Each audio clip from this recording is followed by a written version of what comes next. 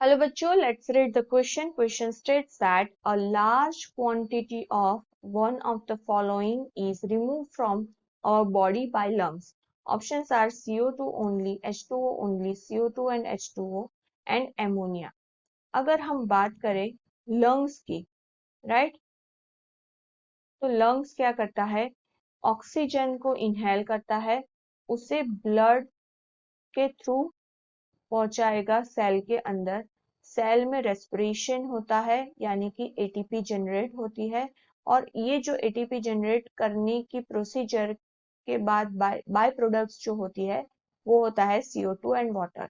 ये CO2 जो होता है वो वापस ब्लड में आएगा, ब्लड में से जाएगा कहाँ पे?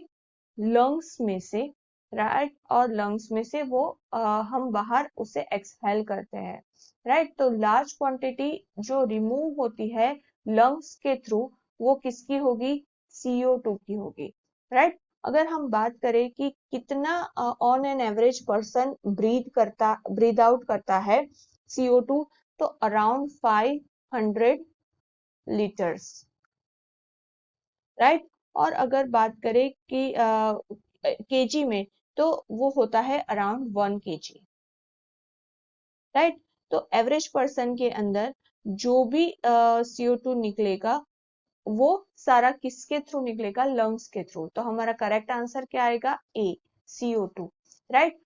दूसरा ऑप्शन में है H2O ओनली।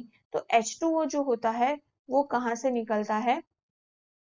या तो वो स्वेट के थ्रू निकलेगा या तो फिर वो यूरिन के थ्रू निकलेगा और थोड़ा बहुत फिसिस के थ्रू निकलेगा, राइट? फिसिस में सारा वाटर रीअब्सॉर्ब हो जाता है तो फिसिस में नहीं आएगा, राइट? बट अगर हम एमोनिया की बात करें तो एमोनिया जो होता है, राइट, तो एमोनिया में कहाँ से निकलेगा? एक तो यूरिन में से निकलेगा और दूसरा जो है फिसिस में से निकलेगा, राइट? तो ये भी नहीं आएगा, ये भी नहीं आएगा और ये भी नहीं आएगा। तो हमारा करेक्ट ऑप्शन आएगा ए, CO2।